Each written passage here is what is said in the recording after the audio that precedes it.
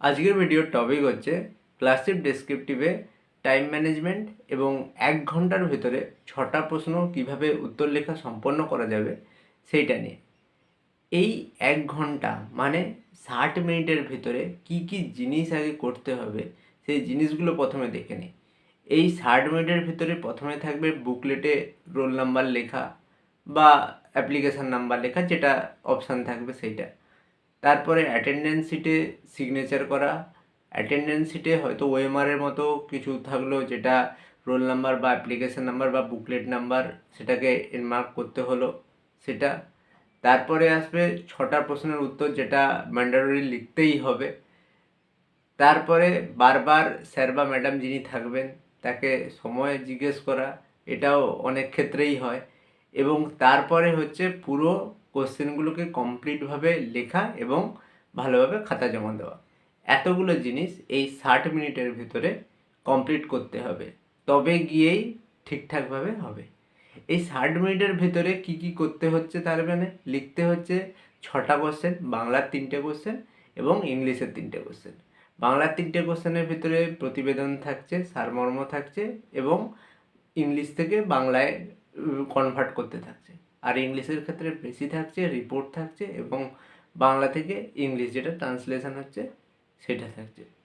এইবারে এই 6টা প্রশ্নকে যদি প্রথম থেকে একদম সময় ধরে না প্র্যাকটিস করা হয়, তাহলে কিন্তু 1 ঘন্টার ভিতরে এই 6টা প্রশ্নকে কমপ্লিট করা যাবে না।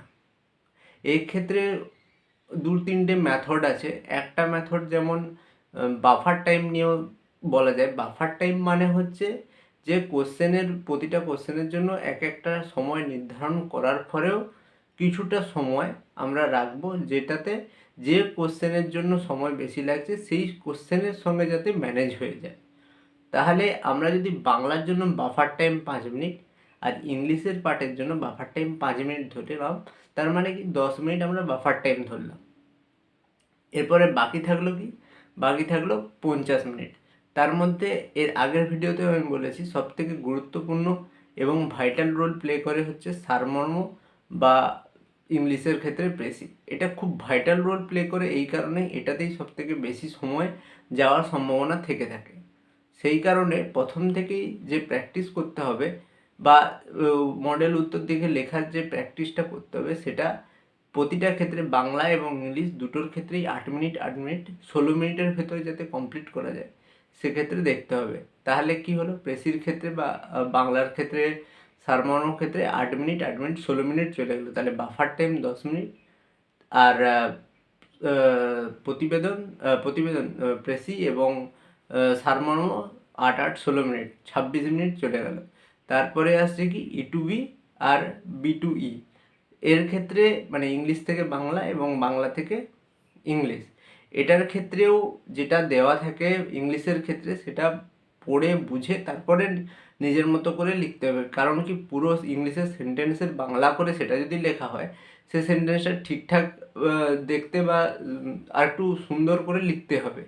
তো সেই ক্ষেত্রে সেটাও একটু টাইম টেকিং বলে মনে হয়। কারণ কি, শুধুমাত্র রিপোর্ট বা প্রতিবেদন এমন একটা জিনিস যেটা সামান্যতম হলেও কমন আসার সম্ভাবনা থাকে, কিন্তু বাকি যে জিনিসগুলো সেগুলো কখনোই কমন আসার সম্ভাবনা থাকে না। সেগুলো নিজে থেকে ইনস্ট্যান্টলি বানিয়ে লিখতে হয়। সেক্ষেত্রে রিপোর্ট বা প্রতিবেদনটা একটা অনেকগুলো প্র্যাকটিস করে গেলে একটা ধারণার মধ্যে থাকলো যে একটা টপিক এলো, সেই টপিকের উপরে লেখা হয়ে যাবে। কিন্তু বাংলা থেকে ইংলিশ বা ইংলিশ থেকে বাংলা এটা করতে সময় লাগবে। এটাতেও যদি 8 মিনিট 8 মিনিট 16 মিনিট ধরা হয়, তাহলে 16 16 32 আর বাফার টাইমের 10, তাহলে 42 মিনিট চলে গেল। এখনও আমাদের কাছে আছে 18 মিনিট। এই 18 মিনিটের মধ্যে আমরা প্রতিবেদন বাংলার ক্ষেত্রে এবং ইংলিশের ক্ষেত্রে রিপোর্ট রাইটিংয়ে 6 মিনিট 6 মিনিট 12 মিনিটের মধ্যে আমাদেরকে টার্গেট রাখতে হবে কমপ্লিট করার। তারপরেও বাকি থাকবে 6 মিনিট।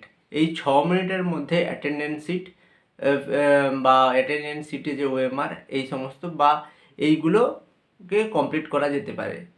এইবারে রিপোর্ট রাইটিং বা প্রতিবেদনে কম সময় দেওয়ার একটাই কারণ, এটা যে এইটা একটা মাত্র টপিক, যে টপিকটা কমন আসার সামান্যতম চান্স থাকে। কারণ এত প্রতিবেদন বা এত রিপোর্ট প্র্যাকটিস করে যাওয়া হয় যে সেখান থেকে যাই টপিক আসুক না কেন ইনস্ট্যান্টলি তৈরি করে সঙ্গে সঙ্গে লেখা হয়ে যায় এবং ফ্লোতে লেখা হয়ে যায়। একটা ফরম্যাট থাকে, কিছু জিনিস ধারণা তৈরি হয়ে যায় অলরেডি, খুব সুন্দরভাবে 5 থেকে 6 মিনিটের ভিতরে কমপ্লিট হয়ে যায়। আর এই সময় প্রিপারেশান ফেজে যদি এইগুলো প্র্যাকটিস করার সময় টাইম ম্যানেজ করে না করা হয় তাহলে কোনো মতেই কিন্তু 1 ঘন্টার ভিতরে 6টা প্রশ্ন হবে না। যেটা সমস্যা আসে, যেগুলোর টাইটেল বা উপরের লাইন লিখতে হয়, সেই টপিকগুলো যেমন প্রতিবেদনে উপরে লাইন দিতে হয়, তারপরে সারমর্ম আছে, প্রেসি আছে, এইগুলো টাইটেল ভাবতেই সময় চলে যাবে। টাইটেল ভাবতেই দেখা যাবে তখন কখন থেকে 5 মিনিট বেরিয়ে গেল ধরা যাবে না। তো সেই জন্য এইগুলোকে সময় মেনটেন করে করতে হবে। এবারে আসি আমি কি করতাম। আমি এরকম যতই সময় ভাগ করে যাই না কেন, আলটিমেটলি পরীক্ষা হলের সিচুয়েশান সম্পূর্ণভাবে আলাদা থাকে এবং পরীক্ষা হলের যেটা আমার মনে হয় যেটা করা সবথেকে বেশি দরকার এবং প্রতিটা পরীক্ষার্থীর ক্ষেত্রে হয়তো সে ফিল করে থাকবে, ইম্প্রোভাইজেশন খুব একটা মারাত্মক জিনিস।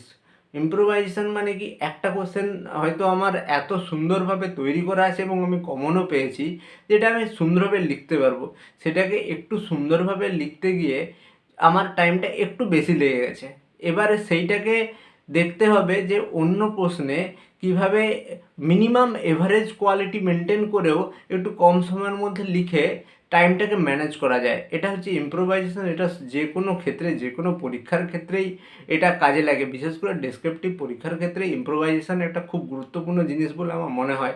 কারণ কি, রিপোর্ট বা প্রতিবেদন এমন সিচুয়েশান বা এমন একটা ঘটনার উপরে এলো যে খুব সুন্দর, আমি জানি খুব সুন্দর ইনফরমেশান আমার কাছে আছে, যেগুলো আমার দিতে হলে সেটা 5 মিনিটের জায়গায় বা 6 মিনিটের জায়গায় 8 মিনিট লেগে যাচ্ছে।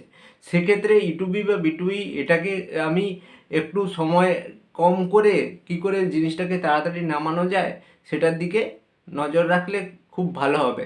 এবারে বাফার টাইম সবাই নিয়ে চলে আমার মতে, ছোট ছোট পরীক্ষার্থী যারা আছে তারাও নিয়ে চলে, সবাই বাফার টাইম সবাই নিয়ে চলে আমার বলে মনে হয়। কারণ কি, কিন্তু পরীক্ষা হলে সিচুয়েশানটা সম্পূর্ণ আলাদা হয়। সেখানে বাফার টাইমের থেকে ইম্প্রোভাইজেশনটা সবথেকে বেশি কাজে লাগে বলে আমার মনে হয়। সবাই এইভাবেই প্র্যাকটিস করলে খুব ভালোভাবে তৈরি করা যাবে। 1 ঘন্টার ভিতরে 6টা প্রশ্ন তবেই সম্ভব হবে। এবং আমার যেটা মনে হয় যে 6টা প্রশ্নের মধ্যে 2টো কোশ্চেনের খুব ভালো কোয়ালিটির থেকে 6টা কোশ্চেনে যদি মিনিমাম এভারেজ কোয়ালিটিও সবগুলোর মেনটেন করে লেখা হয় তাহলে সেক্ষেত্রে কিন্তু বেশি নাম্বার হয়ে যাবে। একটা বা দুটো কোশ্চেন খুব ভালো লিখলাম, বাকিগুলো একদমই হলো না, সেক্ষেত্রে এটা বেশি নাম্বার ক্যারি করতে হয়তো পারবে না। সেক্ষেত্রে এভারেজ কোয়ালিটি মেনটেন করে যদি সবগুলো সুন্দরভাবে লেখা যায় সেগুলো খুব সুন্দরভাবে হবে বলে আমার মনে হয়। সবাইকে অল দ্য বেস্ট। কারো কোনো প্রশ্ন থাকলে অবশ্যই কমেন্ট বক্সে জানাবে, আর এরকম ভিডিও পেতে অবশ্যই চ্যানেলটা সাবস্ক্রাইব করবে। ধন্যবাদ।